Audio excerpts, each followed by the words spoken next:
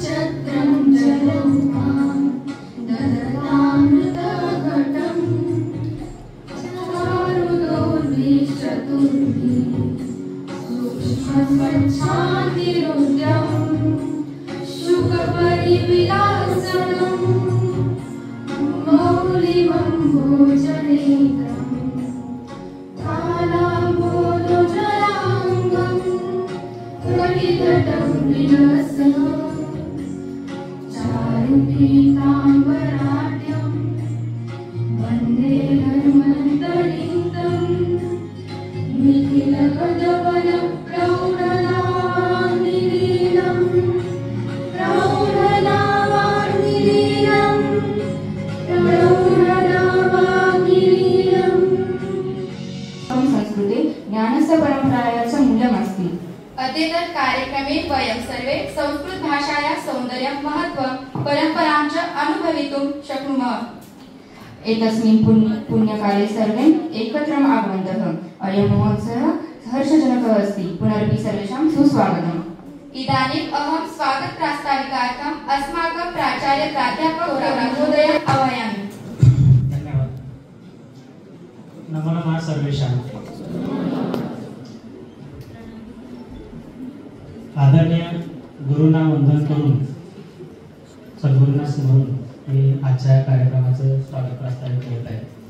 सर्वप्रथम या महाविद्यालयाचे मी आभार मानतो की या महाविद्यालयानं या संस्कृत क्लबच्या अंतर्गत या ठिकाणी हा संस्कृत दिन एवढ्या भव्य स्वरूपात साजरा करून देण्याची परवानगी दिली, मार्गदर्शन केलं। वस्तुतः संस्कृत दिन हा कधी साजरा केला जातो या संदर्भात जर आपण ऐकलं तर संस्कृत दिन हा नारळी पौर्णिमा श्रावण महिन्यातील रक्षाबंधन त्या दिवशी हा संस्कृत दिन नेहमी साजरा केला जातो। सन 1969 साली या ठिकाणी संस्कृत दिनाची सुरुवात भारतानं करून दिली आहे आणि हा जो दिवस आहे तो विश्व संस्कृत दिवस म्हणून साजरा केला जातो। संस्कृत भाषेबद्दल जर बोलायचं झालं तर संस्कृत भाषा ही जगातील अतिप्राचीन भाषा म्हणून गणली गेली आहे। त्यावर जगभरामध्ये खूप संशोधन झालं आणि संशोधनांती सुद्धा हा निष्कर्ष आहे की त्याची ती जुनी प्राचीन भाषा आज तागाच्या भूतलावर कोणती आढळलेली नाही। संस्कृत भाषेवरती आणखी रिसर्च झाल्यानंतर असं समोर आलं की संस्कृत भाषेमध्ये जे शब्द आहेत ते शब्द थोड्याफार फरकानं अपभ्रंश म्हणून जगातल्या इतर सर्व भाषांमध्ये विखुरलेले आहेत। उदाहरणार्थ माता शब्द जर आपण घेतला तर माता हा शब्द मराठीमध्ये माई म्हणून पण घेतला जाईल, इंग्लिशमध्ये मदर म्हणून घेतला जाईल। अशा पद्धतीनं त्या शब्दांचं काय की एक रूपांतर लॅटिन म्हणून किंवा या शब्दांमध्ये त्याचा थोडाफार अंश त्याच्यामध्ये सापडतो। तसेच जगामध्ये प्राचीन भाषांमध्ये गणली जाणारी लॅटिन आहे, हिब्रू भाषा आहे। हिब्रू भाषा ही या भाषेमध्ये पूर्वी बायबल किंवा यहुदी लोकांचा जो धर्म आहे त्यातली प्रवचन किंवा येशू ख्रिस्तांची सुद्धा प्रवचन या भाषेतून झालेली आहे। परंतु त्यांच्यानंतर सुद्धा जशी आता संस्कृतची आपली दुरावस्था झालेली आहे अशी दुरावस्था त्याही काळात तिकडे झालेली आहे। कारण ही भाषा ही फक्त काय की एखाद्या प्रिस्ट लोकांसाठीच मर्यादित आहे का असा प्रश्न त्या ठिकाणी निर्माण झाला आणि ही भाषा हिब्रू भाषा सुद्धा तशीच त्या ठिकाणी काहीतरी नामशेष झाली आणि दुसऱ्या भाषा त्या ठिकाणी राजकारणात येऊ लागल्या की जिथं परकीय आक्रमण झाली, ज्यू लोकांच्या वरती झालेला अत्याचार तुम्हाला ठाऊक आहे। त्या परकीय आक्रमण काळामध्ये ती भाषा अगदी मरणासन्न स्थितीमध्ये गेली आणि त्यावेळेला म्हणजे फक्त बायबल हा फक्त हिब्रू भाषेमधूनच शिल्लक राहिलेला होता। त्यावेळेला तिथील लोकांनी पुन्हा एकदा मनामध्ये एक प्रतिज्ञा घेतली की एक दिवस आपली राष्ट्रभाषा ही हिब्रू भाषा व्हायला पाहिजे आणि नंतर त्यांनी जे प्रयत्न केले इसवी सन 5व्या शतकापासून पुढे साधारणपणे त्यांना 100-200 वर्ष लागली, परंतु आज जगाच्या पाठीवर हिब्रू भाषा ही राष्ट्रभाषा असलेला देश म्हणजे इस्रायल। का तर त्या लोकांनी त्या मनावर घेतलेलं होतं। आज आपला भारताचा जर इतिहास बघितला तर आपण म्हणतो की एक भारत न्यारा महान आपल्या भारताची संस्कृतीवर आधारलेली आहे वगैरे वगैरे अशा गोष्टी आपल्याला बघायला मिळतात, ऐकतो आपण। परंतु वस्तुस्थिती जर बघायला गेलं तर की संस्कृत भाषा एवढी जर महान होती याच्यामध्ये जर वैद्यकशास्त्र किंवा स्थापत्यशास्त्र किंवा इतर ज्या विद्या तितक्या जर प्रगत होत्या तर त्या प्रगत विद्याशास्त्र आत्ताच्या जगामध्ये म्हणजे आताच्या काळामध्ये तेवढं आपल्याला संस्कृतमध्ये शिकायला का भेटत नाही किंवा ती संस्कृत भाषा मग ह्रास स्थितीमध्ये का गेली, अभ्यासक्रमात त्याचा समावेश का नाही झाला तर याचं उत्तर आहे ते आपल्याला आजच्या या कार्यक्रमात मिळणार आहे. नाटकांच्या माध्यमातून विद्यार्थी आपल्यापुढे सादर करतील. परंतु मी थोडक्यात तुम्हाला सांगतो की ज्या वेळेला परकीय आक्रमण झाले त्या परकीय आक्रमण काळामध्ये सगळ्यात पहिल्यांदा म्हणजे भारताची संस्कृती म्हणजे कुठलाही देश जर का तुम्हाला गुलाम करायचा असेल तर त्यांची संस्कृती पहिली नष्ट करा आणि आपली तत्व आपली मतं त्यांच्यापुढे ते थोपवा. आणि ते मतं थोपवल्यानंतर त्या ठिकाणी काय होतं की तिथली संस्कृतीचा काय होतो ऱ्हास होतो. या अनुषंगानं ज्याला मुघलांनी आक्रमण केले, इंग्रजांनी आक्रमण केले, त्यावेळेला त्यांनी काय केलं की आपल्या भारतीय गुरुकुलांना मान्यता रद्द केल्या, विद्यापीठांच्या मान्यता रद्द केल्या आणि त्यांनी डिझाईन केलेला जो सिलेबस आहे, करिक्युलम आहे, तो करिक्युलम या ठिकाणी अभ्यासक्रमात आणला गेला. म्हणजे सगळ्यात पहिले लॉर्ड बेंटिंक असतील, लॉर्ड डलहौसी असतील, यांनी काय केलं की त्या ठिकाणी शिक्षणाविषयीचे कायदे आणले आणि संस्कृत भाषेचं महत्त्व हळूहळू अभ्यासक्रमातून कमी करून टाकलं. आणि एक दिवस असा आणला की या ठिकाणी इंग्रजी भाषा ही प्रमुख भाषा अभ्यासक्रमामध्ये आणली गेली आणि संस्कृत भाषा आज तुम्ही ज्या शाळेतून आलाय त्या शाळेत नावाला सुद्धा नाही. लक्षात आलं? मग ते जे षडयंत्र होतं की भारतीय संस्कृती नष्ट करण्यापाठीमागचं ते आपल्याला समजून नाही आलेलं आणि आपण संस्कृत भाषेपासून आपण काय राहिलो, वंचित राहिलो. तसंच ह्या भाषेवरती काय आक्षेप ठेवले गेले की विशिष्ट वर्गाचीच भाषा आहे का, फक्त ब्राह्मणांची भाषा वगैरे. तर तसा काही मूळ मुद्दा किंवा तसा इतिहास जर बघायला गेलं तर तसं काही आपल्याला आढळून येत नाही. तसे मी उदाहरण देतो की महर्षी वाल्मिकी हे मूळचे वारल्या कोळी आहेत, कोळी समाजातले आहेत आणि त्यांनी तपश्चर्या करून ते ऋषितुल्य झाले आणि त्यांनी लिहिलेला रामायण हा संस्कृत मध्ये आहे आणि तो आपण आज अभ्यास. लक्षात आलं? अशा कित्येक गोष्टी आहेत की आपल्या वाङ्मयातल्या की त्या ठिकाणी पूर्वी हा जातभेद किंवा भेदभाव हा नव्हता, बरोबर, किंवा फक्त ब्राह्मण कुळातला झालेला व्यक्ती तो सांभाळेल असं बिलकुल नव्हतं. ज्याची त्याची योग्यता त्या काळामध्ये काही गोष्टी श्रेष्ठत्व प्रदान करत होती. अशी ही सार्वभौम असलेली भाषा आपण त्याचा इतिहास विसरलो आणि आज आपल्याला संस्कृत भाषेचा ऱ्हास आपल्याला बघायला मिळतो. संस्कृत भाषेच्या ऱ्हासाचं अजून एक कारण असं आपल्याला सांगता येते की संस्कृत भाषा शिकून आम्हाला त्याचा काय उपयोग हा प्रमाण घेऊन चाललेले आहेत लोक. आणि वस्तुस्थिती तसं जर पाहायला गेलं की निव्वळ संस्कृत शिकून जर उपजीविका जर माणूस शोधू लागला तर त्याला सध्या उपजीविकेचं साधन या जगाच्या पाठीवर उपलब्ध नाही म्हणण्यापेक्षा काय आहे की तेवढ्या क्षमतेची आता जर तुम्ही बघायला गव्हर्नमेंट जॉब्स असतील किंवा प्रायव्हेट जॉब्स असतील तर फार कमी शाळांमध्ये संस्कृत असले दिसून येतो किंवा वैद्यकीय क्षेत्रामध्ये असेल समजा तर त्या ठिकाणी असणारी संस्कृतची दुरावस्था जी आहे त्या दुरावस्थेमुळं काय की जे संस्कृत शिकणारे असतील त्याच्यामध्ये मास्टर डिग्री घेणारे असतील त्यांना त्या पद्धतीने उपजीविका साधन दिसत नसल्यामुळं आज त्या ठिकाणी संस्कृत भाषेसंदर्भात थोडासा शिकण्यासंदर्भात एक नकारात्मक दृष्टिकोन नवीन पिढीमध्ये दिसून येतो. हा एक प्रमुख कारण आहे संस्कृत भाषेच्या ऱ्हासाचं आणि याच्यामध्ये बदल करण्याचं काम सध्याचं भारत सरकार करत आहे. वेगवेगळ्या गोष्टी आणत आहे. या स्किटच्या माध्यमातून तुम्हाला ते दिसून येईलच की कशा पद्धतीनं त्याची रचना झालेली आहे. परंतु आज या ठिकाणी मला या संस्कृत दिनाच्या अनुषंगाने असं सांगावंसं वाटतं की संस्कृत भाषेचा ऱ्हास हा लवकरात लवकर संपावा आणि पुन्हा एकदा आपल्या भारताचा संस्कृतीचा अरुणोदय व्हावा अशी मी अपेक्षा व्यक्त करतो. या ठिकाणी आपल्या या संस्कृत दिनाच्या कार्यक्रमासाठी उपस्थित राहिलेले माननीय प्राचार्य, उपप्राचार्य, शिक्षक, विद्यार्थीगण यांचे मी पुनश्च एकदा स्वागत करतो आणि या ठिकाणी माझे स्वागत करताना मी थांबवतो. जय तू महाराष्ट्र, जय तू संस्कृत.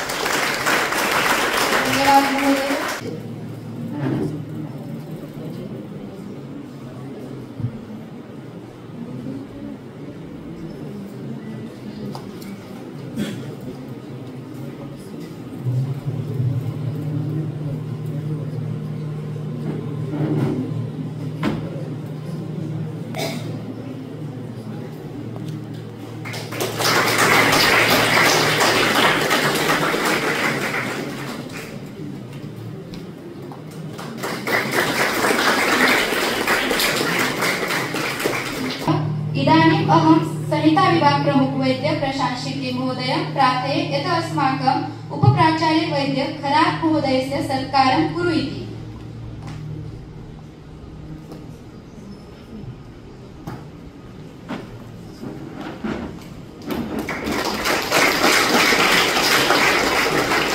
धन्यवाद महोदय. इदानीम् अहं संहिता विभाग प्रमुख वैद्य प्रशांत शिर्के महोदय प्रार्थये यत् अस्माकं वैद्य सरफराज कुर्वीति।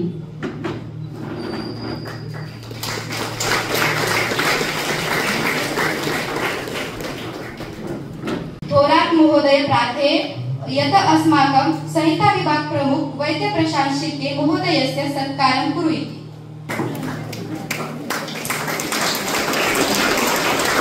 धन्यवाद महोदय। वयं संस्कृत क्लबतः उपस्थितं सर्वेषां पुनश्च स्वागतं तथा शाब्दिक सत्कारं कुर्मः।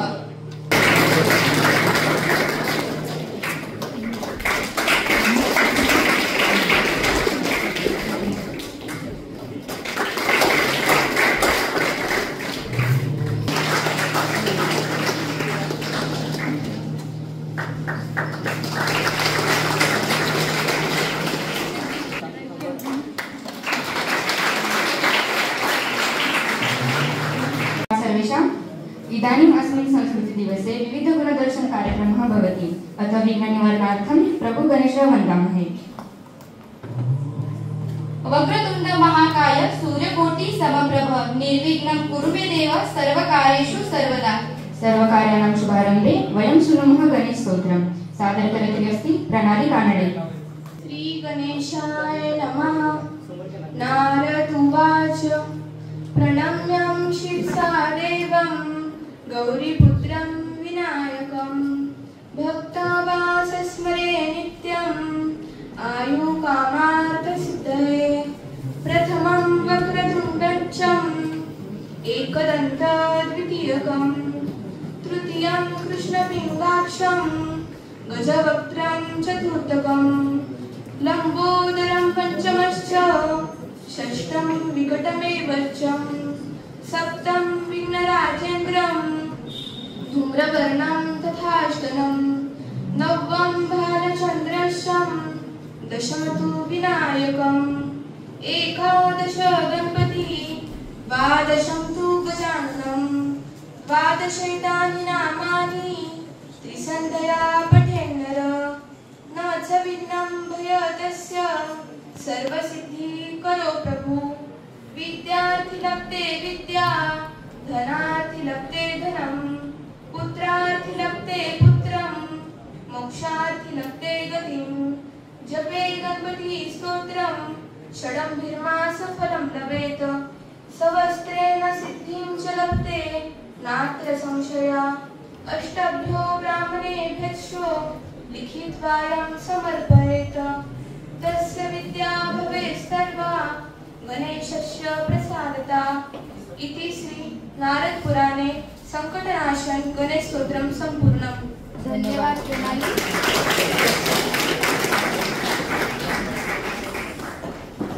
उपप्राचार्य वैद्य खरात महोदय मनोगत अवगतार्थं मंचे आवायामि।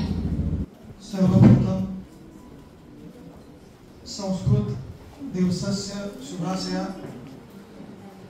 या व्यतिरिक्त काय पुढे संस्कृत होणार नाही। 8वी ते 10वी आम्हाला संस्कृत का हिंदी हा ऑप्शन होता। त्यावेळेला आम्ही संस्कृत निवडलं होतं। त्यावेळेला साम्य एक आहे तुम्ही सांगतो। त्यावेळेला आम्हाला आदर्श बालक मंदिर हायस्कूल इस्लामपूरला बिरजे मॅडम शिकवायला असायचे आणि त्यावेळेला मॅडम यायच्या आणि संस्कृतचा तास चालू झाला की कुदर कोचूनच उभा राहायच्या। सेमच 8वी ते 10वी आणि त्याच्यानंतर 11वी 12वीला संस्कृत नव्हतं। पुन्हा BMS ला प्रवेश घेतला अण्णासाहेब गांधी आयुर्वेद वैद्यक महाविद्यालयामध्ये आणि इथं संस्कृत शिकवायला आम्हाला डॉक्टर अलकनंदा कुलकर्णी मॅडम होते। मॅडम पण सेम आता तुम्ही बघताय मॅडमचा जमीन आसमानचा फरक झालाय पण त्यावेळेला सुद्धा मॅडम पदर खोचूनच संस्कृत शिकवायचे आणि साम्य म्हणून सांगितलं तर सगळ्यात महत्त्वाचं म्हणजे आज मी संस्कृत संहिता सिद्धांत आणि सूरभारती संस्कृत क्लब या दोन्ही विभागाने संस्कृत दिन साजरा करण्याचं ठरवलं। ही सगळ्यात मोठी गोष्ट आणि एक अभिमानाची गोष्ट आहे आपल्या महाविद्यालयाला तुम्हा सर्वांना। कारण आपल्या संस्थेचे संस्थापक अध्यक्ष आदरणीय आप्पा पहिल्यापासूनच सगळ्या शिक्षकांना प्राचार्यांना विनंती करत आलेले आहेत. त्यांचं संस्कृतवर आयुर्वेदावर प्रचंड प्रेम असल्यामुळं सुरुवातीच्या काळात संस्कृतचे 2-2 क्लासेस व्हायचे दिवसात. सकाळी 1 व्हायचा, दुपारी 1 व्हायचा. ही आप्पांनी पद्धत घालून दिली होती. काळाच्या ओघानं करिक्युलम आणि ह्या सगळ्याच्या याच्यामध्ये आपल्याला तितकासा संस्कृतला आता वेळ देता येत नाही, पण तरी सुद्धा ह्या कार्यक्रमाच्या निमित्तानं आप्पांची कुठंतरी प्रेरणा आपण पुढे न्यायचा प्रयत्न करतोय हे मला या निमित्तानं सांगायचं. दुसरी गोष्ट, संस्कृतमध्येच जास्तीत जास्त शिकायला पाहिजे, शिकवायला पाहिजे, प्रत्येक विद्यार्थ्यानं श्लोक म्हणायला पाहिजे. ह्या सगळ्या गोष्टी पण आप्पा सांगायचे. याला गेल्या 10-15 वर्ष 20 वर्षाचा इतिहास आहे. आणि त्याच्यानंतर आता तुम्ही या वर्षी पहिल्यांदा कॉलेजमध्ये ऍडमिट झाल्यानंतर NCSM QCIचं रेटिंगचं इन्स्पेक्शन झालं. त्यामध्ये जे असेसर आले होते त्यांनी आपल्या संस्कृत क्लब ऍक्टिव्हिटीचं खास करून अभिनंदन केलं. त्यासाठी मी तुमच्या विद्यार्थ्यांचं, संस्कृत क्लबवाल्यांचं मनापासून उपप्राचार्य आणि प्राचार्यांच्या वतीने हार्दिक अभिनंदन करतो. मी सुद्धा बऱ्याच ठिकाणी गेलो, पण तिथली संस्कृत क्लब आणि ह्या सगळ्या गोष्टीची दुरावस्था बघता आपण खूप चांगल्या पद्धतीने संस्कृतला महत्त्व देऊ त्याची आपण प्रगतीच्या दृष्टीनं वाटचाल करतोय. याचं मला सांगताना खूप अभिमान वाटते. आणि या निमित्तानं मी सुरभारती संस्कृत क्लब यामधील थोरात सरांनी मागच्या वर्षी विशेष प्रयत्न करून संस्कृत भारती जे आपल्या राष्ट्रीय पातळीवर काम करणारी एक संस्था आहे त्यांच्या माध्यमातून शॉर्ट फिल्म आपली पाठवली होती. त्याला बेस्ट ॲक्ट्रेस आणि मला वाटते शॉर्ट फिल्मला सुद्धा प्रथम पारितोषिक मिळालं. आणि या सगळ्याचं गणित म्हणून विचार केला तर आदरणीय आप्पांची संस्कृत क्लब आणि आपले महाविद्यालय हे संस्कृतची पुढं प्रेरणा घेऊन जात आहे याचा मला अभिमान वाटतो. पुनश्च एकदा मी संस्कृत दिनाच्या सगळ्यांना शुभेच्छा देतो. आणि विद्यार्थ्यांनी या वेगवेगळ्या स्तोत्र असू दे, नृत्य असू दे, नाटिका असू दे, संवाद असू दे, हे सगळं संस्कृतमध्ये करण्याचा जो आज मानस केलेला आहे तो स्पर्धा चालू व्हायच्या अगोदरच मी त्यांचं या स्पर्धेमध्ये भाग घेतल्याबद्दल अभिनंदन व्यक्त करतो आणि त्यांना शुभेच्छा देतो आणि थांबतो. धन्यवाद. मंत्रः स एव भवति यत्र श्रद्धा भवति गणेशस्य नामना युक्तः शब्दोऽपि देवत्वं लभते. न केवलं गजाननं वयं वन्दामहे किन्तु ज्ञानरूपं ब्रह्मस्वरूपं च. अतः भक्ता शृणुमः एषः दिव्य अथर्वशीर्षपाठः. सादरकर्ता अस्ति निरञ्जन वसाटे. वक्रतुण्ड महाकाय सूर्यकोटि समप्रभ निर्विघ्नं कुर्मदेव सर्वकार्येषु सर्वदा. ओम प्रथम वक्रतुण्डं च एकदन्तं द्वितीयकं तृतीयं कृष्णपिङ्गाक्षं गजवक्त्र चतुर्थकं लम्बोदरं पंचमं षष्ठविघ्नमेव च.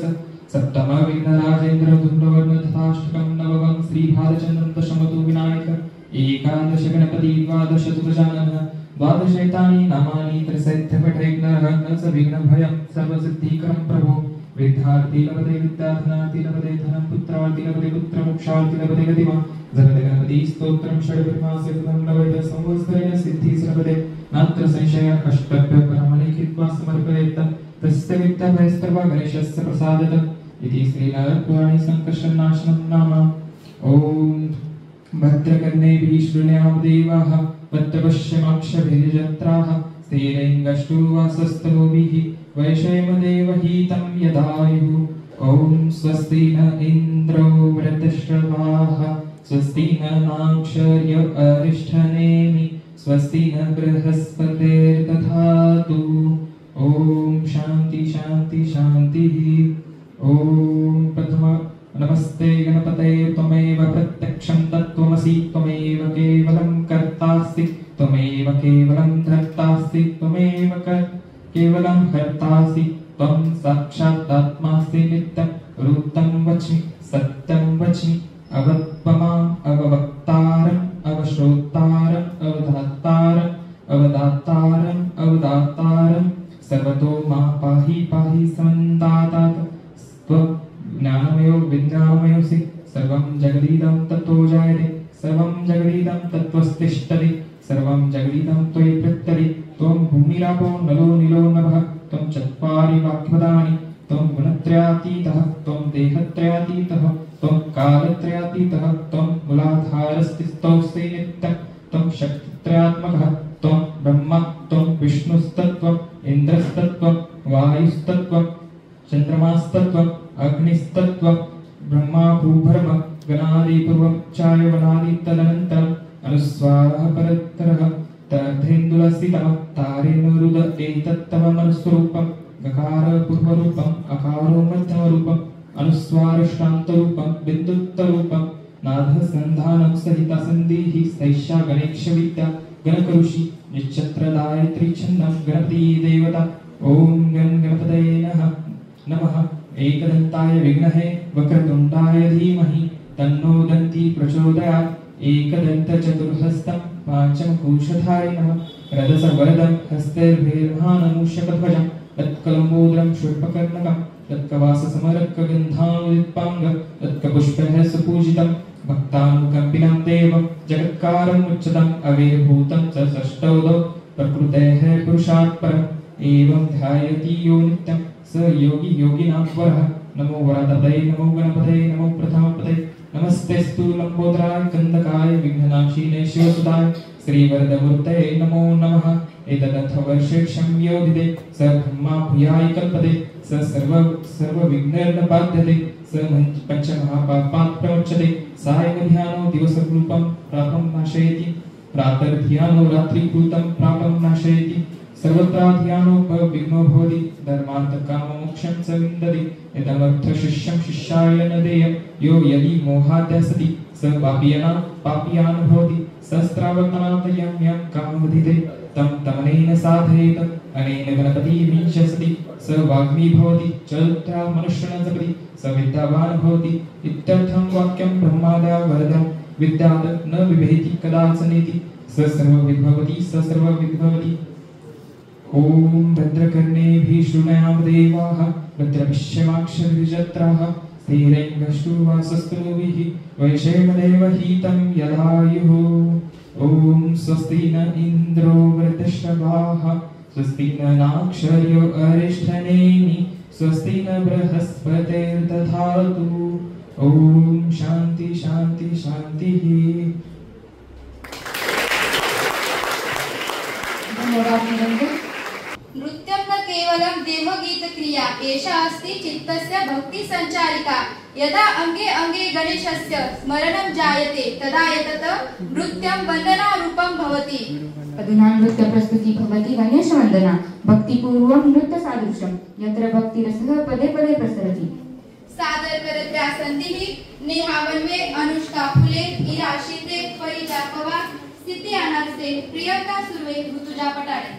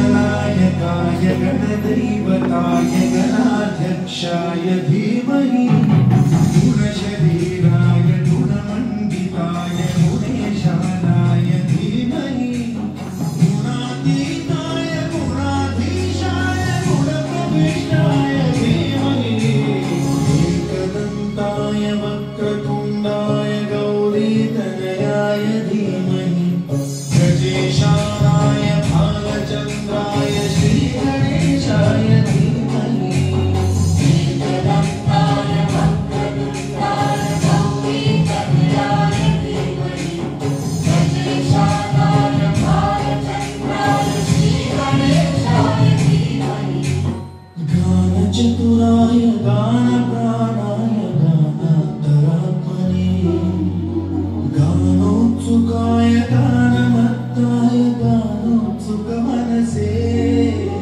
गुरुपूजिताय गुरुदैवताय गुरुकुलस्थायिने गुरुविक्रमाय गुह्यप्रवराय गुरवे गुणगुरवे गुरुदैत्यगणक्षेत्रे गुरुधर्मसदाराध्याय गुरुपुत्रपरित्रात्रे गुरुपाखण्डखण्डकाय गीतसाराय गीततत्त्वाय गीतगोत्राय धीमहि गूढगुल्फाय गन्धमन्ताय भोजयप्रदाय धीमहि गुणातीताय गुणाधीशाय गुणप्रविष्टाय धीमहि एकदन्ताय वक्रतुण्डाय गौरीतनयाय धीमहि गजेशानाय भालचन्द्राय श्रीगणेशाय धीमहि एकदन्ताय वक्रतुण्डाय गौरीतनयाय धीमहि गजेशानाय भालचन्द्राय श्रीगणेशाय धीमहि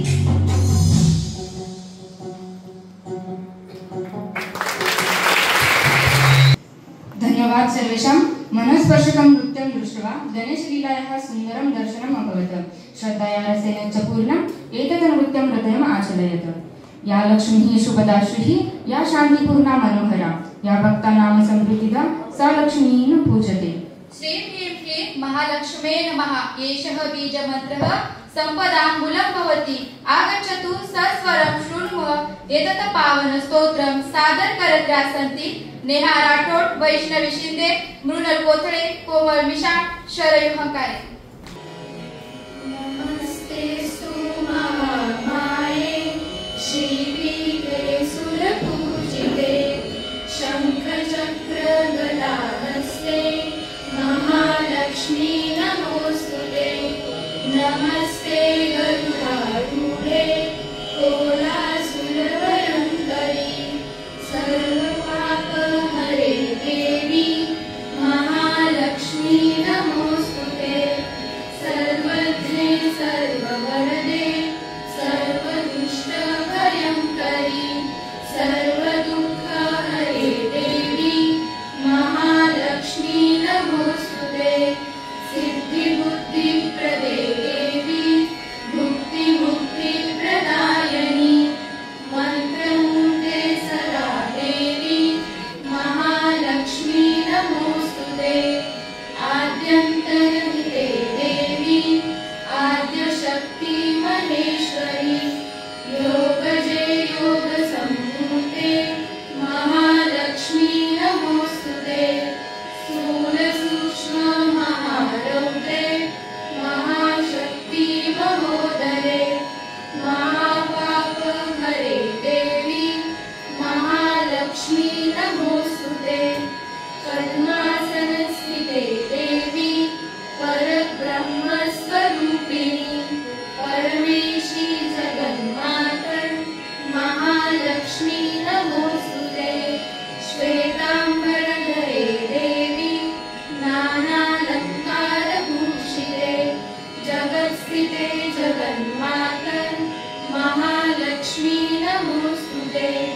महालक्ष्म्यष्टकं स्तोत्रं यः पठेत् भक्तिमानः स सर्वसिद्धिमवाप्नोति राज्यं प्राप्नोति सर्वदा एककाले पठे नित्यं महापापविनाशनम् त्रिकालं यः पठे नित्यं धनधान्यसमृद्धः त्रिकालं यः पठे नित्यं महाशत्रुविनाशनम् महालक्ष्मी भवे नित्यं प्रसन्ना वरदा शुभा इति महालक्ष्म्यष्टकं स्तोत्रं सम्पूर्णम्। धनं धान्यं धर्मं च यत प्रददाति सा लक्ष्मीः अस्माभिः सदा अर्चनीया स्तोत्रपाठकः नाम सादरम् अभिनन्दनं कुर्मः। यो नारायणः परब्रह्मः सर्वस्य जगतः धाता स एव श्रीविष्णुः नियमितं भक्तानां जीवनं दाता। अधुनातनं सादरं सन्निविशते श्रीविष्णोः स्तोत्र यत्र शब्दः स्वरः च विष्णुभक्तेः भावं वहन्ति शृणुमः गायामः च विष्णोः स्तोत्र सादर करत्री अस्ति हर्षदा मुळे।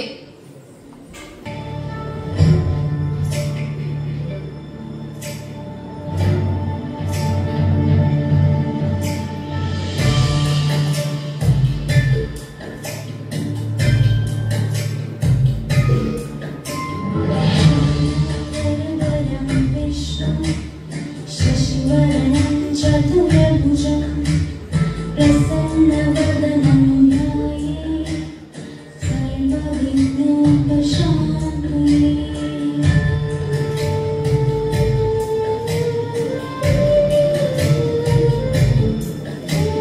शान्ताकारं भुजगशयनं पद्मनाभं सुरेशं विश्वाधारं गगनसदृशं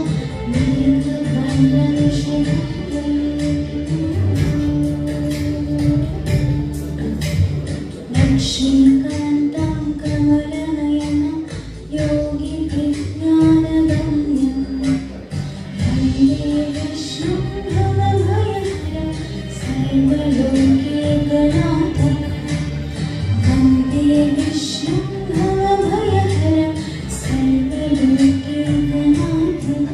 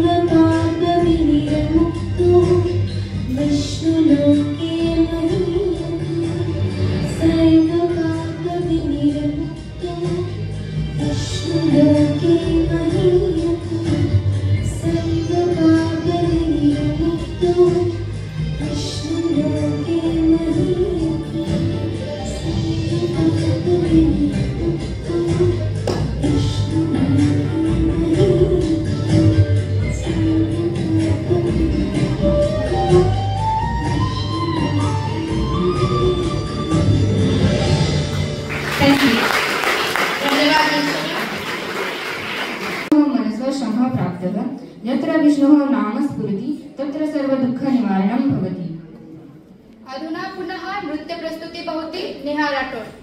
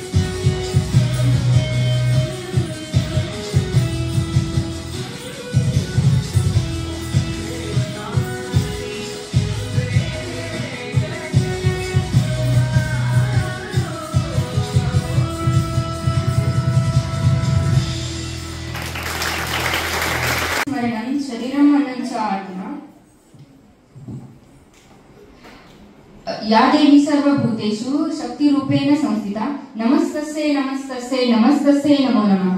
ऐगिरि नंदिनी नंदित मेदिनी इत्यादीना आरभ्यते यत स्तोत्रं तत महिषासुरमर्दिन्याः जयकथा प्रदर्शयति. यशा नृत्यरूपेण प्रस्तुतिः दुर्गायाः वीर्यं सौन्दर्यं च दिव्यतायाः दर्शयति.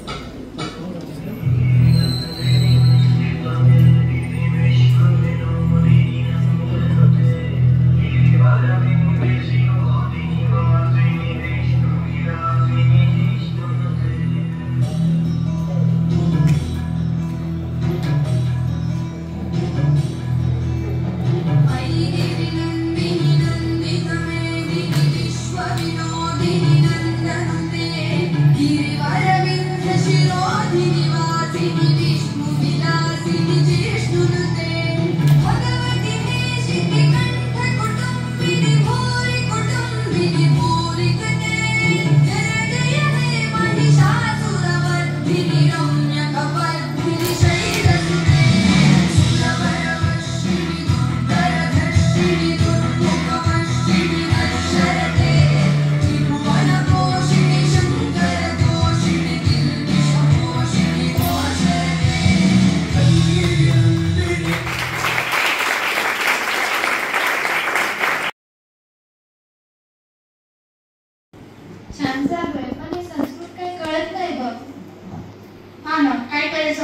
मला तर विषय कळतच नाही. पण आपण डॉक्टर्स होणार आहोत ना, मग संस्कृतची काय गरज? संस्कृत का? गुड मॉर्निंग, बसा सगळे. संस्कृत का हा प्रश्न तुम्हा सर्वांच्या चेहऱ्यावर मला दिसत आहे. स्वाभाविकच आहे, तुम्ही सर्वांनी नवीन नवीन ऍडमिशन घेतले आहे, त्यामुळे असे प्रश्न पडणं स्वाभाविकच आहे. परंतु संस्कृत हा फक्त भाषेचा पेपर म्हणूनच मर्यादित राहिला आहे का?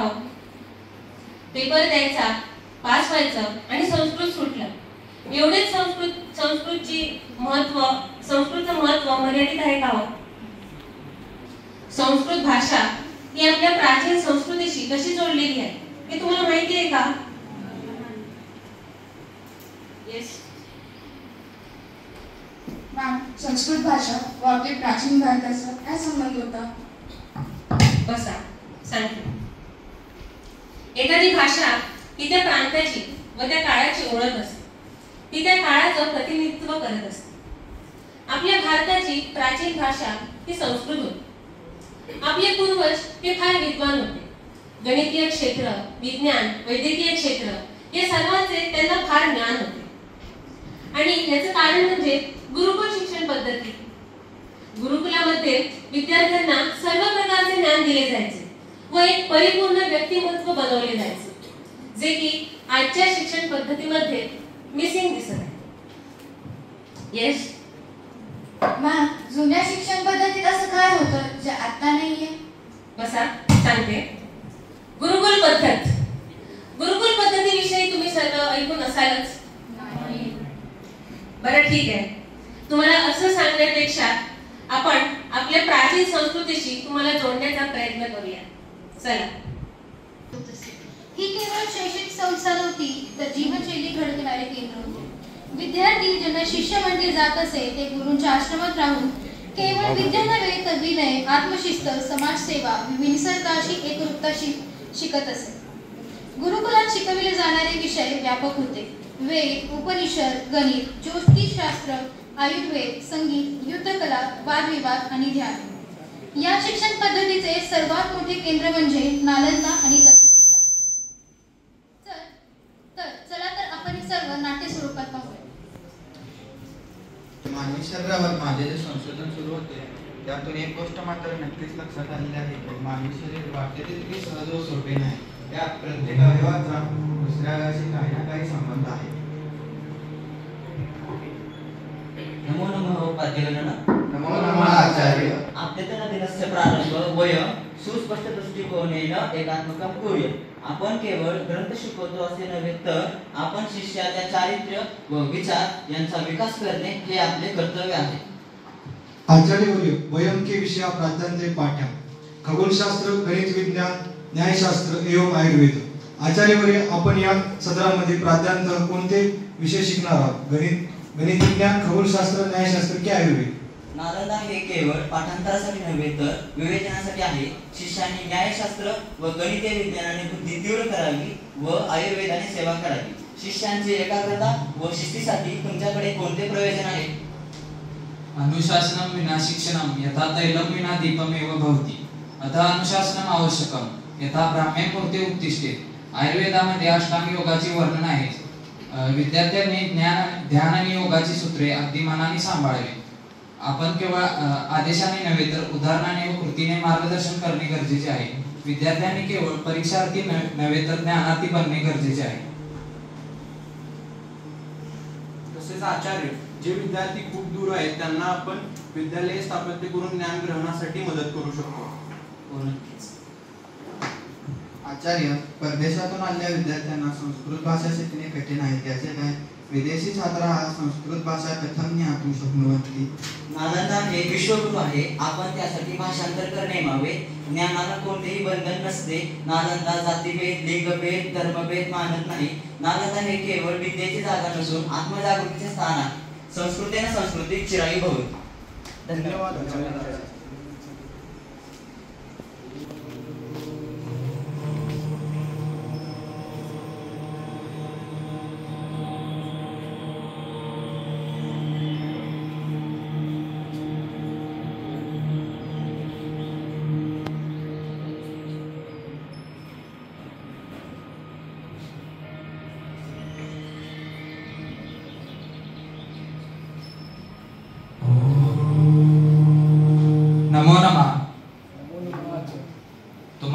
सर्वांचे गुरुकुलमध्ये सहर्ष स्वागत करीत आहोत. आजपासून आपण वैद्यकीय शिक्षणाला सुरुवात करीत आहोत. आम्हाला आमच्या गुरुवर्यांनी जे ज्ञान प्रदान केले तेच आम्ही तुम्हाला देणार आहोत. आयुर्वेदाचे जे प्रयोजन आहे, स्वस्थस्य स्वास्थ्य रक्षणम आतुरस्य विकार प्रशमनम च, म्हणजे स्वस्थ व्यक्तीचे स्वास्थ्य अबाधित ठेवणे आणि रोगी व्यक्तीची चिकित्सा करणे, हेच आपण शिकणार आहोत. गुरुवर्य, आपण आयुर्वेदामध्ये नक्की काय शिकणार आहोत? आयुर्वेद हा मुळापासून व्याधी बरे करण्यावर भर देतो. यामध्ये आपण शारीरिक व मानसिक रोगांची चिकित्सा, ध्यान, योग, प्राणायाम हे शिकणार आहोत. गुरुवर्य, एक विद्यार्थी म्हणून आमचे आचरण कसे असणे अपेक्षित आहे? काकचेष्टा बकुध्यानम श्वान निद्रा तथैव च. अल्पाहारी गृहत्यागी विद्यार्थी पंचलक्षण, म्हणजे विद्यार्थ्याची हात जागी कावळ्याप्रमाणे असली पाहिजे, नजर ही बगळ्याप्रमाणे व निद्रा ही श्वानाप्रमाणे असली पाहिजे. विद्यार्थी हा ज्ञानासाठी घराचा त्याग करणारा असावा आणि योग्य प्रमाणात आहार घेणारा असावा. ही विद्यार्थ्याची 5 लक्षणे आहेत. गंगा प्रवहती नालंदा नगरी स्थले, भिक्षवोस्त्र समायाता ज्ञानदीपम प्रज्वलयन्, पुस्तकाना समुद्रेषु दिक्ते ज्ञानस्य शाश्वती, हंत दुग्धा तु सा सर्वा शत्रुहस्तेन दुर्मते, नालंदा स्मृतिरूपेण जीवतेय मनोगते, विद्यायाः रक्षणं सर्वे कर्तव्यं न हि संशयम्. नालंदा विश्वविद्यालयाची स्थापना 5व्या शतकात गुप्त साम्राज्याच्या काळात झाली होती. इसवी सन 415 ते 455 दरम्यान आजच्या बिहार म्हणजेच नालंदा चे महाविद्यालय प्रस्थापित होते. हे जगप्रसिद्ध बौद्ध केंद्र होते, जेथे तिब्बत, चीन, कोरिया, जपान येथून विद्यार्थी शिकायला येत असत. इसवी सन 5वे शतक ते 12वे शतक म्हणजेच गुप्त साम्राज्यानंतर हर्षवर्धन आणि त्यानंतर 8व्या ते 12व्या शतकात विद्यापीठाची प्रचंड प्रगती झाली. धर्मगंज नाण्यांच्या विशाल ग्रंथालयात अंदाजे 9 लाख पुस्तके होती. सुमारे 10,000 विद्यार्थी व 2,000 आचार्य येथे कार्यरत होते. परंतु 1193 मध्ये मोहम्मद बिन बख्तियार खिलजीने नालंदा विद्यापीठावर आक्रमण केले. बख्तियार खिलजी हा तुर्की मुस्लिम सेनापती होता, जो दिल्ली सल्तनतीच्या अंतर्गत कार्यरत होता. त्या काळात इस्लामी आक्रमक अनेकदा बौद्ध व हिंदू धार्मिक केंद्र नष्ट करत आणि नालंदा हे सर्वात मोठे केंद्र असल्याने येथे आक्रमण करण्यात आले. विद्यापीठात केवळ ग्रंथच नव्हे तर सोन्याच्या कास्यांची मूर्ती, मौल्यवान हस्तलिखित आणि धातूंचे संग्रह होते. बख्तियार खिलजीचा नालंदावरचा हल्ला धार्मिक द्वेष, सांस्कृतिक विध्वंस, राजकीय वर्चस्व आणि संपत्तीची लालसा या सर्वांचा एकत्रित परिणाम होता.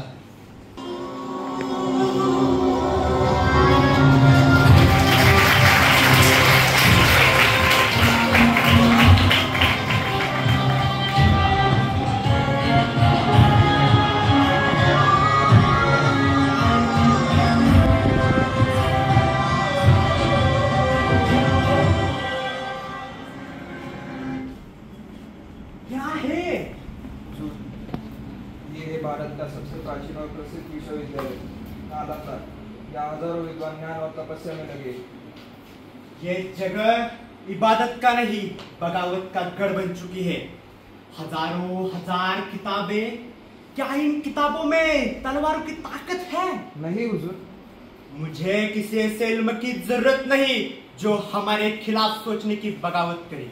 मुझे ऐसे विद्वान नहीं चाहिए जो मुझसे सवाल पूछते हैं। मुझे चाहिए वो लोग जो सिर झुकाकर मेरा हुक्म माने। इस विश्वविद्यालय का नामो निशान मिटा दिया जाएगा। जलाओ इसे, हर पुस्तक, हर पन्ना, ताकि आने वाली पीढ़ियां डरे हमारे नाम से। जैसा आप कहें हुजूर। चलो।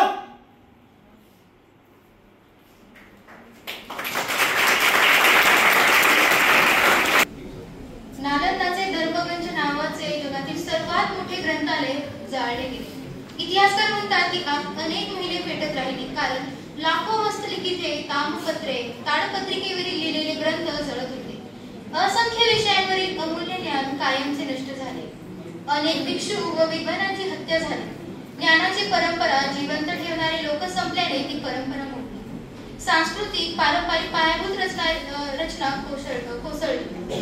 नालंदाचा नाश म्हणजे भारतीय विद्वानांच्या आत्मविश्वासाचा नाश होता. मोठ्या निवासी विद्यापीठांची परंपरा संपुष्टात आली. शिक्षण छोटे छोटे गुरुकुल, मंदिरे व आश्रम यापुरतेच मर्यादित झाले. मुघल नंतरचा काळ म्हणजे होता ब्रिटिशांचा काळ.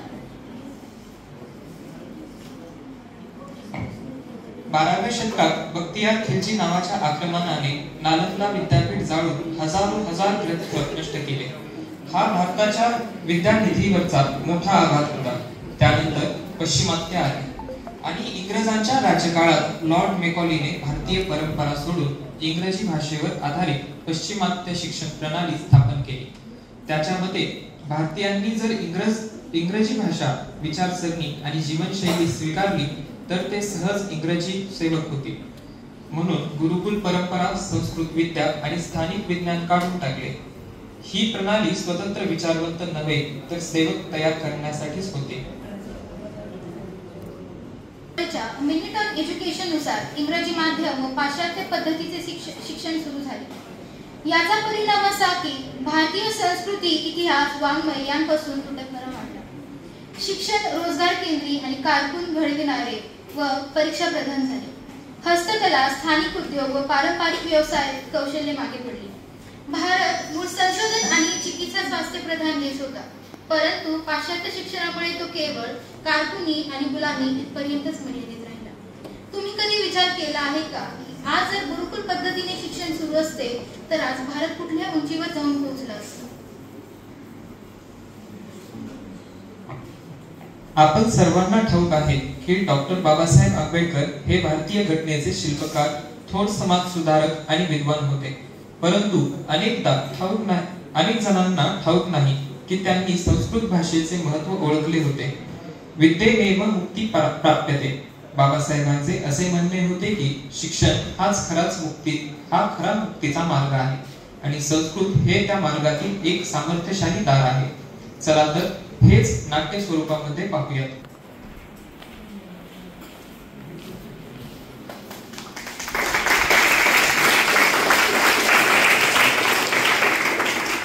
आदरणीय सभासदगण, मला या सदस्यांना माझा प्रस्ताव मांडताना अत्यंत आनंद होत आहे. कारण देशाच्या स्वातंत्र्यानंतर देशाची अधिकृत भाषा म्हणून संस्कृत भाषेला स्वीकारावे असा माझा व माझ्या काही सहकाऱ्यांचा प्रस्ताव आहे.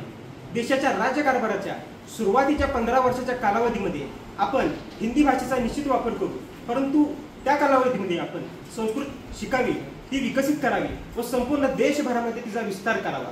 संस्कृत भाषेचे वैशिष्ट्य पाहायला गेल्यास ती सांस्कृतिक, ऐतिहासिक व वैचारिकदृष्ट्या सर्वोच्च आहे.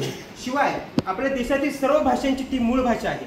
त्यामुळे ती शिकायला जरी कठीण असली तरी देशातील सर्व नागरिकांच्या नाळ्याशी ती जोडली गेली आहे. देशाच्या उत्तरेकडील राज्यांमध्ये प्रामुख्याने हिंदी भाषेचा वापर केला जातो, परंतु दक्षिणेकडील राज्यांमध्ये ती तितकीशी स्वीकृत नाही. त्यामुळे संपूर्ण देशभरामध्ये संस्कृत भाषेला तटस्थपणे स्वीकारले जाऊ शकते. त्यामुळे मी डॉक्टर भीमराव रामजी आंबेडकर सर्व सदस्यांसमोर प्रस्ताव मांडतो की संस्कृत भाषेलाच आपल्या देशाची अधिकृत भाषा म्हणून स्वीकारावे. हेच आपल्या देशाच्या एकीच्या दृष्टिकोनातून एक महत्त्वाचे पाऊल आहे. जय हिंद, जय भारत.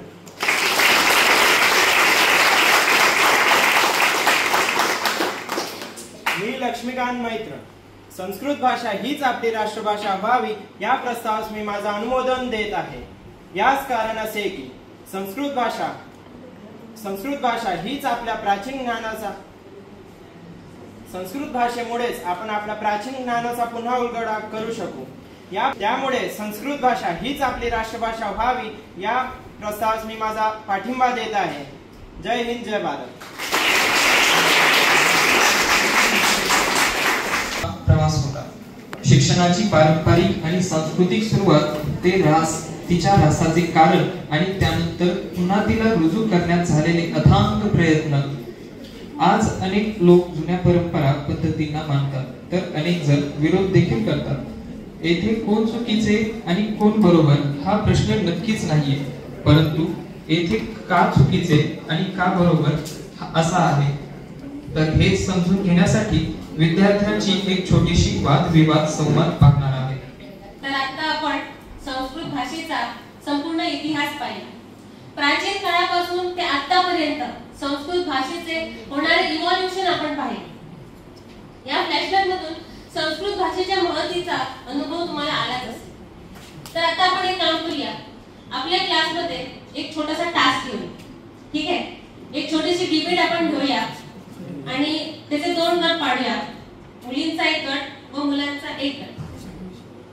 मुलींच्या गटाचा विषय असणार आहे संस्कृत भाषा ही BMS मध्ये महत्त्वाची आहे आणि मुलांच्या गटाचा विषय असणार आहे संस्कृत भाषा ही BMS मध्ये तेवढी महत्त्वाची नाही। तर आता सर्वात आधी मुलांपासून सुरू करूया।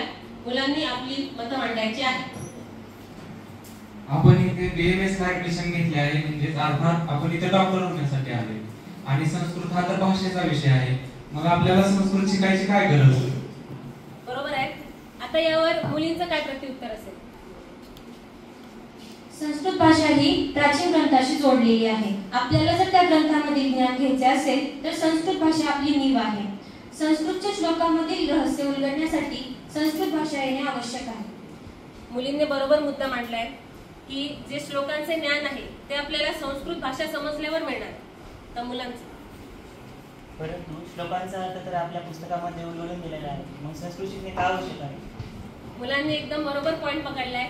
तुम्हाला जी पुस्तकं दिलेली आहेत अभ्यासक्रमामध्ये त्यामध्ये सगळ्या श्लोकांचा अर्थ उलगडून दिलेला आहे, मग संस्कृत भाषा येणं आवश्यक का? हो, हे खरे आहे की आपल्या समोर श्लोकाचा अर्थ सांगणारी बरेच ट्रान्सलेटेड पुस्तके अवेलेबल असतात, पण त्यातील प्रत्येक शब्द हा बरोबरच असतो असे काही नाही। हो बरोबर, ट्रान्सलेशन 100% बरोबर असेल असे काही नाही। लेखकांनी त्यात आपली मते मांडलेली असतात। आपण एखादा विषय हा त्यांच्या दृष्टिकोनातून पाहतो आणि तेच सत्य मानतो, जे का पूर्णपणे अर्थ सुसंगत असेलच असे नाही, प्रिंट मिस्टेक पण असू शकतात। तीच आकलन करण्याची क्षमता, श्लोकांमधून ऑथेंटिक नॉलेज घेण्याची क्षमता आपल्याला प्रदान करते, ती म्हणजे संस्कृत भाषा।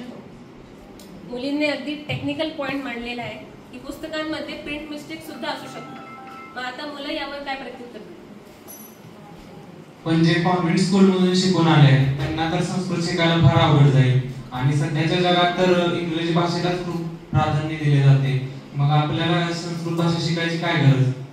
मुलांनी आधुनिक मुद्दा पकडलेला आहे की आता सगळं तुमचं इंग्लिश मध्ये सुरू आहे। इंटरव्ह्यूज असो, जॉब इंटरव्ह्यूज असो, त्यात इंग्लिश भाषा प्राधान्याने वापरली जाते, मग संस्कृत का शिकाल? आज जगामध्ये संस्कृत खूप आघाडीवरती आहे। जर्मन, UK, फ्रान्स या देशांमध्ये संस्कृत रोज शिकवले जात आहे, म्हणजे संस्कृत खूप महत्त्वाचे आहे हे त्यांना समजलेले आहे। तसेच ऍक्ट ऑफ फोनेशनची जी क्रिया आहे ती संस्कृत माहेश्वर सूत्रांद्वारे सायंटिफिकली प्रूव्ह झालेली आहे, म्हणूनच संस्कृत हे सायंटिफिकली खूप महत्त्वाचे आहे। म्हणून आपण सायन्सच्या विद्यार्थ्यांनी संस्कृतला का नाही प्राधान्य दिले पाहिजे? नक्कीच प्राधान्य दिले पाहिजे असे मला वाटते। बरोबर, अगदी मुलींनी अगदी सायंटिफिक मुद्दा मांडलेला इथे। संस्कृत जे आहे ते सायंटिफिक रित्या कनेक्टेड आहे ऍक्ट ऑफ फोनेशन, जसं ती म्हणाली। आता मुलं यावर काय प्रत्युत्तर? सायन्स किंवा मेडिकल सायन्स शिकण्यासाठी आपल्याला अख्खी संस्कृत भाषा शिकायची काय गरज पडली तर आपल्याला AI टूल्स आहेतच की, त्यावरून आपण अर्थ शोधून अभ्यास करू शकतो की। बरोबर, मुलांनी मॉडर्न पॉइंट मांडलेला आहे। आता AI टेक्नॉलॉजी विकसित आहे, संसाधने असू दे, अमरकोश असू दे, त्यावरून तुम्ही संस्कृत भाषेचे, संस्कृतच्या शब्दांचे अर्थ इझिली शोधू शकता, मग संस्कृत का शिकणं महत्त्वाचं? हो, पण AI टूल्स मध्ये योग्य नीडेड इन्फॉर्मेशन असेलच असे नाही। एखाद्या शब्दाची उत्पत्ती, निरुक्ती व त्याची कार्यक्षमता ही आपल्याला AI टूल्स पेक्षा प्राचीन ग्रंथांचे जाणकार ऋषींद्वारा अचूक लिहिले गेले आहेत तिथूनच मिळेल। बरोबर, AI टूल्सवर जास्त विश्वास ठेवू नये असं मुली म्हणत आहेत। आता मुलं पण प्राचीन काळातली चिकित्सा आणि आजकालची चिकित्सा यात फरक आहे ना? आपण आजकाल मॉडर्न मेडिसिन सप्लिमेंट प्रिस्क्राइब करतो, मग यात संस्कृत येण्याचा काय संबंध आहे? बरोबर, general line of the treatment असते, ती जी सुरुवातीची ट्रीटमेंट आहे त्यात तुम्ही मॉडर्न मेडिसिनच प्रिस्क्राइब करता, मग संस्कृत का महत्त्वाचं? पण त्याने आपण त्या व्याधीच्या मुळाशी जातो का? आयुर्वेदामध्ये प्रत्येक व्यक्तीची प्रकृती युनिक सांगितली आहे, म्हणजेच प्रत्येक व्यक्तीची चिकित्सा ही वेगळ्या प्रकारे करावी लागेल। याचे अथांग ज्ञान ग्रंथांमधून घेण्याचे काम सोपे होते ते संस्कृत भाषेमुळेच। अगदी बरोबर। पण चिकित्सेसाठी जी लागणारी द्रव्ये आहेत त्याबद्दलचे संशोधन आयुर्वेदामध्ये प्रभावीपणे होत आहेत का? आयुर्वेदामध्ये संशोधन प्रभावीपणे होतं का असा प्रश्न मुलांनी मांडलेला आहे. यात महत्वाची गोष्ट म्हणजे UG PGला जे रिसर्च पेपर असतात ते इंग्लिश मधून असतात. मग यात संस्कृतचा उपयोग आलाच कुठे? बरोबर आहे. रिसर्च पेपर्स इंग्लिश मधूनच तुम्हाला सादर करावे लागतात. मग संस्कृत का शिका? बरोबर ना. असंही आपल्याला संस्कृत एकच वर्ष शिकायचं आहे, त्याचा काय उपयोग होणार आहे का आपल्याला? मुलं उत्स्फूर्तपणे बोलत आहेत. एकच वर्ष संस्कृत शिकायचं आहे, मग का ते संस्कृत भाषा संपूर्ण का शिका? तेच तर आपलं दुर्दैव आहे, जे अगोदर पासून उन्नत होतं, ज्यासमोर आधुनिक विज्ञान सुद्धा नतमस्तक झाले. ज्या आयुर्वेदाने आपल्याला सर्जरी दिली, म्हणजे सर्जरीची सुरुवात सर्वप्रथम भारतामध्ये झाली, तरी आता आयुर्वेदाची अशी अवस्था आहे की लोक त्याला पूर्णपणे स्वीकारत नाहीयेत. बरोबर आहे. आपल्याला संस्कृतची सवय नसल्यामुळे थोड्याफार अडचणी येतील, परंतु आपण जर का संस्कृतला स्वीकारले तर भविष्यात द्रव्यांच्या फॉर्म्युलेशनचा चुकीचा अर्थ बदलून नाही. मुलींनी प्रत्युत्तर दिलेलं आहे की फॉर्म्युलेशन जर ॲक्युरेट काढायचे असतील तर ग्रंथांमधून ते संस्कृत श्लोकांचे अर्थ समजणं फार महत्वाचं आहे. तर मुलं आता या डिबेटमुळे आमच्या मनात असलेला गैरसमज संस्कृत विषयाबद्दल हे झाले आहे. Thank you so much. फार छान.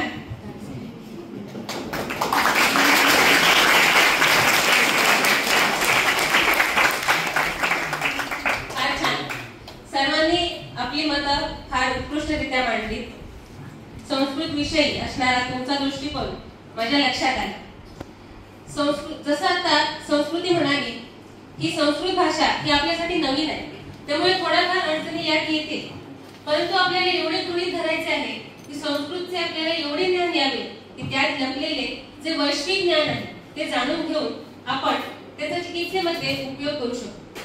आता एक मुलगी म्हणाली की आयुर्वेदाने आपल्याला सर्जरी दिली, अगदी बरोबर आहे. रामायणामध्ये शल्यतंत्राचे संजीवनीचे आपल्याला रेफरन्सेस सापडतात, परंतु त्यात संशोधन आपण पूर्णपणे नाही करू शकतो. प्राचीन ग्रंथांचा आपण पूर्णपणे शोध नाही घेऊ शकलो. ते का नाही घेऊ शकलो? कारण मूळ संस्कृत भाषेचे ज्ञान आपल्या जवळ नाही. आणि याचा एक ड्रॉबॅक असा आहे की आपण आयुर्वेदामध्ये पुढे सरत नाही आहोत. आता आपल्याला हे समजून घ्यायची गरज आहे की संस्कृतचे आपल्याला एवढे ज्ञान यावे की आयुर्वेद चिकित्सेमध्ये आपण त्याचा वापर करू शकतो.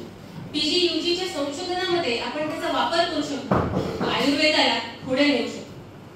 इतर कुठल्याही भाषेबद्दल आपल्याला काही दुमत नाही, परंतु संस्कृतचे एवढे ज्ञान असणे तरी फार आवश्यक आहे. धन्यवाद.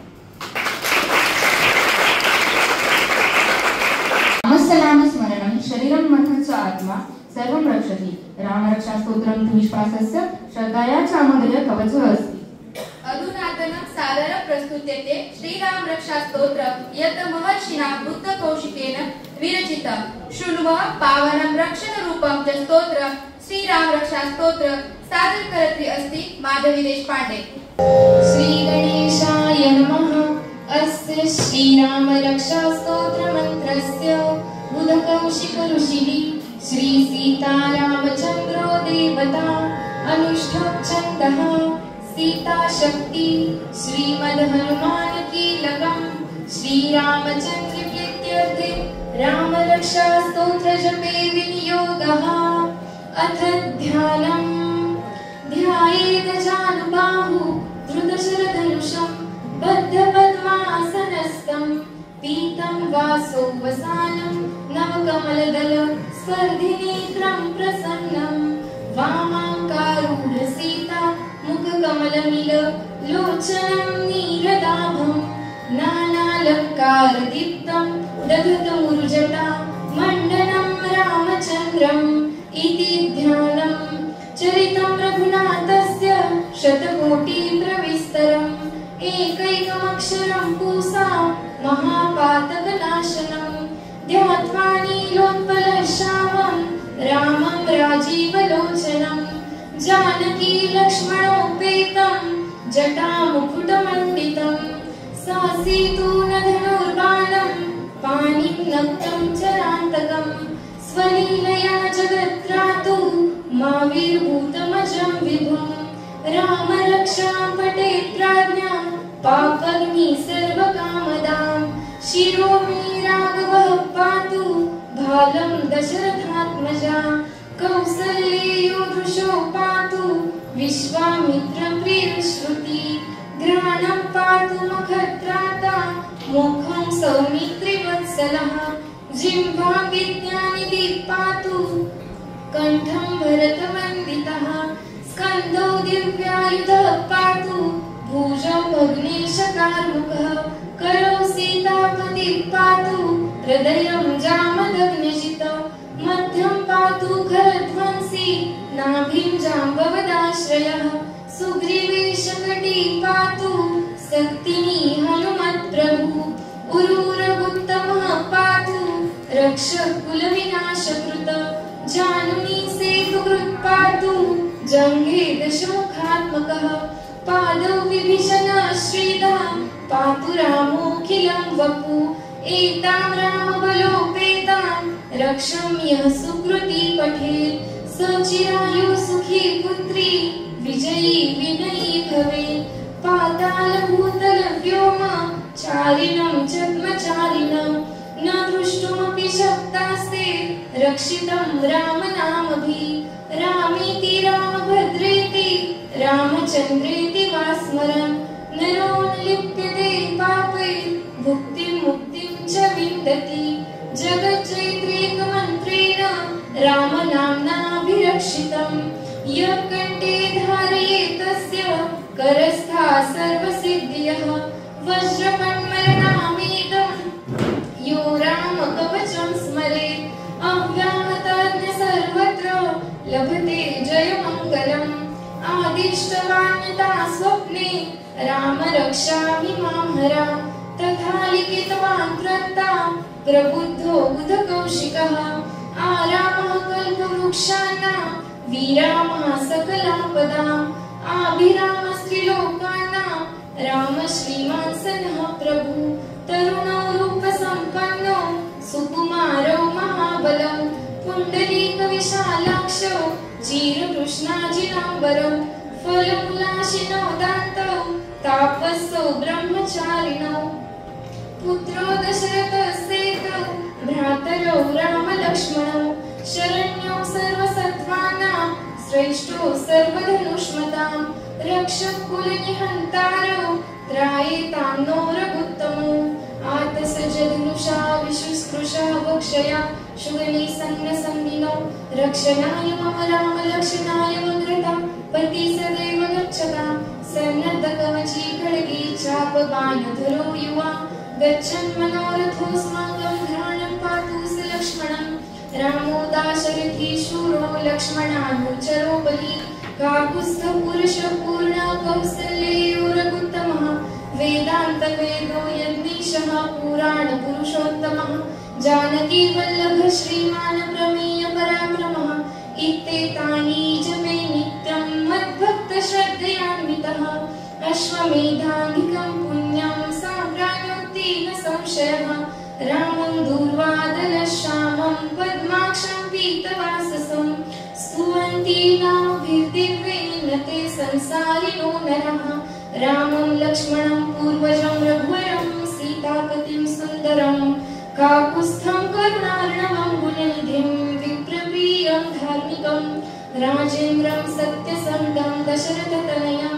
श्यामलं शान्तिमूर्तिं वन्दे लोकाभिरामं रघुकुलतिलकं राघवं रावणारिं रामाय रामभद्राय रामचन्द्राय वेधसे रघुनाथाय नाथाय सीताय पतये नमः श्रीराम राम रघुनन्दन राम राम श्रीराम राम भरताग्रज राम राम श्रीराम राम रणकर्कश राम राम श्रीराम राम शरणं भव राम राम श्रीरामचन्द्र चरणौ मनसा स्मरामि श्रीरामचन्द्र चरणौ वचसा गृह्णामि श्रीरामचन्द्र चरणौ शिरसा नमामि श्रीरामचन्द्र चरणौ शरणं प्रपद्ये माता रामो मत्पिता रामचन्द्रः स्वामी रामो मत्सखा रामचन्द्रः सर्वस्वं मे रामचन्द्रो दयालु नान्यं जाने नैव जाने न जाने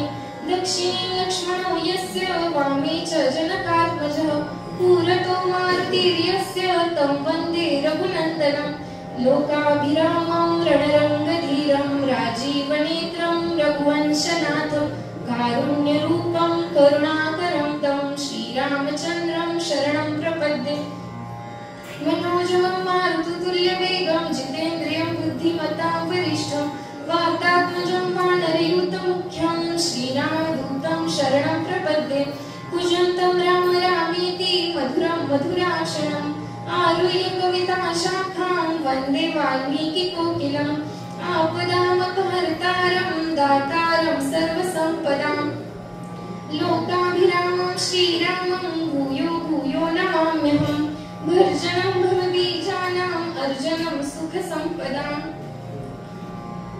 तर्जनं यमदूतानां राम रामेति गर्जनं रामो राजमणि सदा विजयते रामं रमेशं भजे रामेणाभिहता निशाचरचमू रामाय तस्मै नमः रामान्नास्ति परायणं परतरं रामस्य दासोऽस्म्यहं रामे चित्तलयः सदा भवतु मे भो राम मामुद्धरं राम रामेति रमे रामे मनोरमे सहस्रनाम तत्तुल्यं रामनामवरानने इति श्री बुधकौशिकमुनिविरचितं श्रीरामरक्षास्तोत्रं सम्पूर्णं श्री सीतारामचन्द्रार्पणमस्तु शुभं भवतु शुभं भवतु शुभं भवतु। संस्कृतसंवादं यस्य माध्यमेन छात्राः संस्कृतभाषायाः सौन्दर्यं दर्शयिष्यन्ति निरञ्जन श्रद्धा।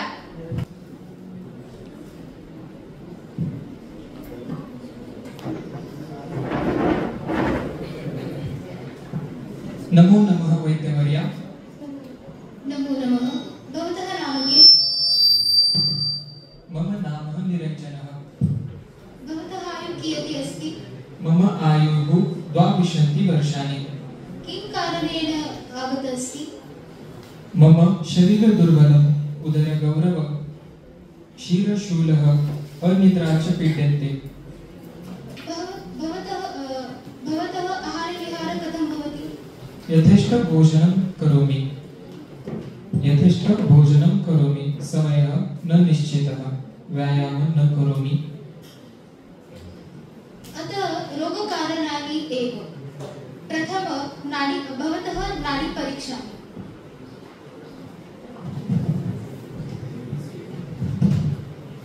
भवतः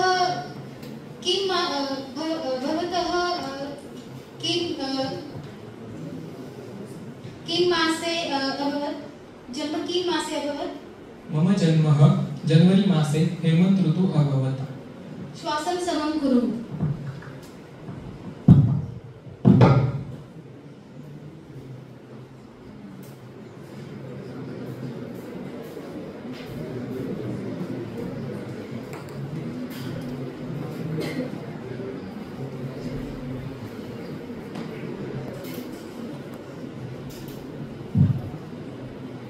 मम कृते नख दर्शय।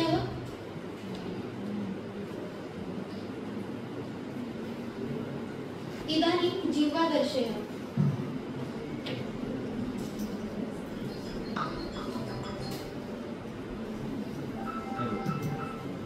नेत्राणि उन्नम्य पश्यतु।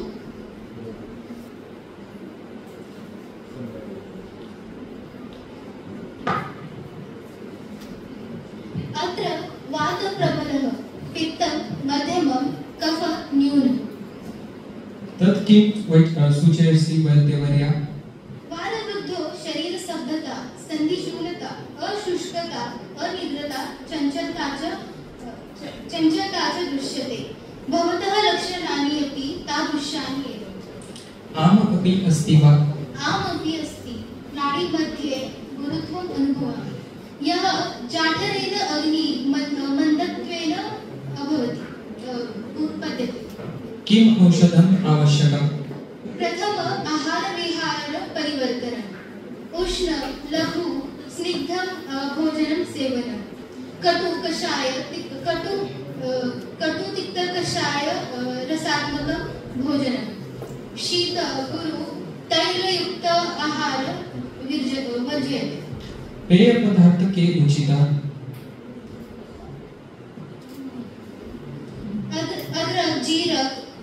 अद्रक जीरक युक्त जल पिबेत विहार कम भवेत प्रातः लघु व्यायाम सूर्य नमस्कार तानि औषधानि गृह्णन्तु दिनस्य त्रिवारम् औषध सेवनम् धन्यवाद वैद्यवर्य अस्तु इदानीम् अहम् अस्माकं वैद्य शिर्के सर महोदयं मनोगत अवगतार्थं मंचे आवाहयामि. सर्वांना शुभेच्छा. मागील 7 दिवसापासून तुम्ही विविध कला गुणदर्शन कार्यक्रमामध्ये सहभाग घेऊन पारितोषिक सुद्धा मिळवलेले आहे आणि एक एन्थुजियास्टिक वातावरण तुम्ही निर्माण केलं की संस्कृत भाषा ही प्राचीनतम आहेच, पण त्याच्याविषयी तुमची आवड आणि तुमच्यामध्ये निर्माण झालेली गोडी हेच या दिनाचं खरं म्हणजे एक साध्य म्हणता येईल. आणि अशीच जी संस्कृत बद्दल गोडी आहे ती नेहमी ठेवा. म्हणजे फक्त BAMS करायचं आहे म्हणून संस्कृत पाहिजे असं नको. आणि मी माझं मनोगत इथेच थांबवतो. धन्यवाद. इदानीम् अहम् अस्माकं प्राचार्य वैद्य पराग देशमुखे महोदय मनोगत अवगतार्थं मंचे आवाहयामि. ज्ञानेश्वर शिक्षण संस्थेच्या माननीय अण्णासाहेब डांगे आयुर्वेद वैद्यकीय महाविद्यालयामध्ये आपण आज प्रथमतः संस्कृत दिन साजरा केला आणि याबद्दल मी संस्कृत विषयाचे आपले शिक्षक श्री थोरात सर, संस्कृत विभागाचे सर्व अध्यापक वर्ग यांचं प्रथमतः मी अभिनंदन करतो. संस्कृत दिनाच्या निमित्तानं जे काही 8 दिवस आपण कार्यक्रम केले, या कार्यक्रमामध्ये जसं मगाशी खरात सरांनी सांगितलं की आपल्या संस्थेचे अध्यक्ष जे आहेत, संस्थापक अध्यक्ष माननीय डॉक्टर श्री अण्णासाहेब डांगे उर्फ आप्पा यांचं आयुर्वेदाबद्दलचं प्रेम पहिल्यापासूनच आहे. काही जरी झालं तर ते आयुर्वेदाबद्दल आस्था ठेवतात किंवा आयुर्वेदाच्या विद्यार्थ्यांनी प्रगती करावी. आधीमध्ये केव्हा आले तर ते विचारतात की तुमचं कसं काय चालू आहे किंवा संस्कृतबद्दल किंवा संहिता वाचन याबद्दल तुमचे काय उपक्रम चालू आहेत याचा ते नेहमी आढावा घेतात. याच्यातून संस्थेचे जे आपले संचालक आहेत किंवा ज्यांनी या कॉलेजची स्थापना केली त्यांचा उद्देश आपल्याला समजतो किंवा लक्षात येतो आणि तो उद्देश त्यांच्या मनामध्ये कायम आहे याची कुठेतरी जाणीव ठेवून आपण या संस्कृत दिन साजरा केला. पण हा संस्कृत दिन हा आजच्या दिवसापुरता साजरा न होता या संस्कृत दिनाबद्दलच्या अगोदरच आपण संहिता वाचन पारायण सुरू केलेलं आहे 9 ते 9:30 या वेळामध्ये. त्याची वेळ काय आपल्याला एक्सटेंड करता आली तर ते पण आपण एक्सटेंड करू. पण हे संस्कृत दिन साजरा करून या संस्कृत दिनाबद्दल किंवा संस्कृत भाषेविषयी आपल्या मनामध्ये आदर निर्माण झाला असेल किंवा जे आपले विद्यार्थी आहेत, तुम्ही प्रवेशित आहे, ज्यांचं पूर्वी संस्कृत नव्हतं 11वी 12वी किंवा 8वी 9वी 10वी, त्यांच्यामध्ये थोडीशी आवड निर्माण व्हावी याचा एक छोटासा प्रयत्न तुमच्या विभागानं केला. त्याबद्दल त्यांचे खरेच मानावे तितके आभार कमीच आहे. जसं मगाशी थोरात सर म्हटले की इतिहासामध्ये काही आक्रमणं झाली किंवा काळाच्या ओघामध्ये जे आपला संस्कृत पारंगत असणारा देश कालांतरानं संस्कृत भाषेला पोरका होत चाललाय. याचा इतिहासामध्ये आपण इतिहास कशासाठी शिकवतो, कारण इतिहासामध्ये काय घडलं आणि पुढं काय घडू नये यासाठी मला वाटतं इतिहासाचं आपण अवलोकन करणं गरजेचं आहे.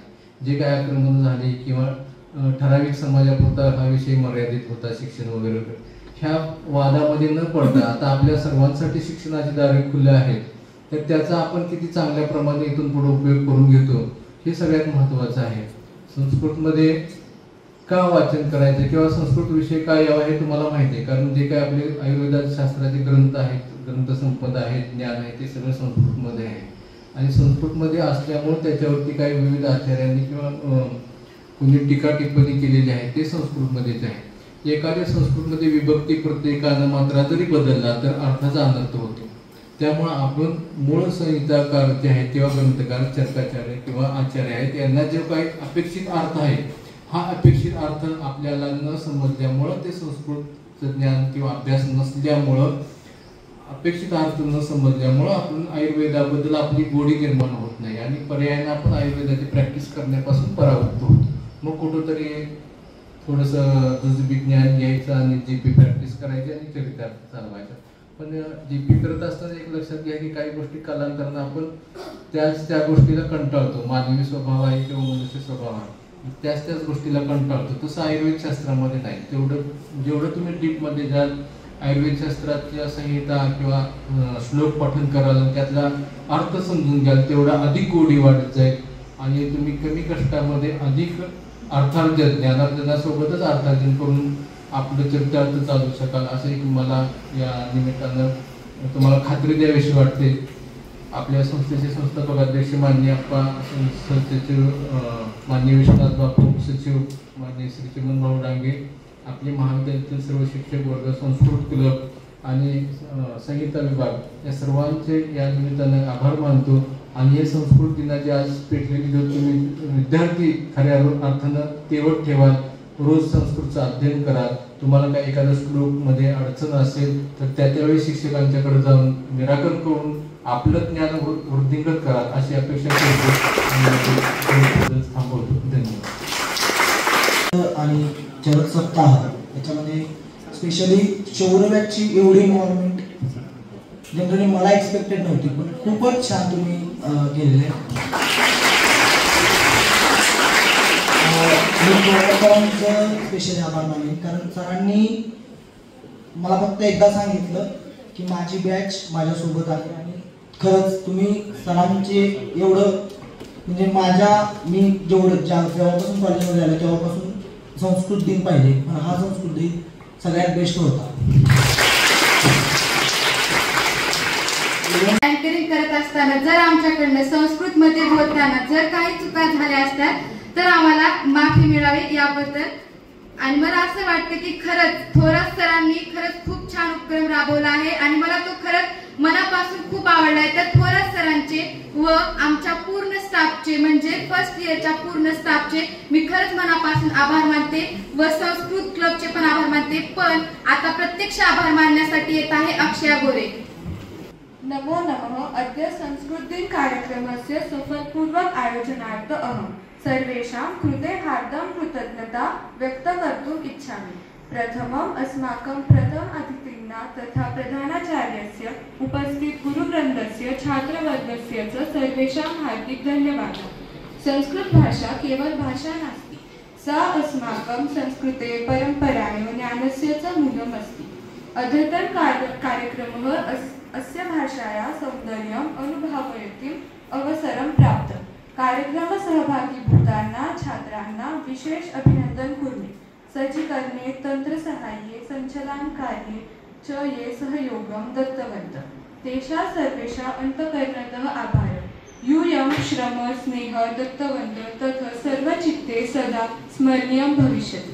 अन्ते अस्य पवित्र कार्यक्रमस्य समापनं वयं संत ज्ञानेश्वर महाभागेन रचितं पसायदानं पठित्वा कुर्मः. धन्यवादः.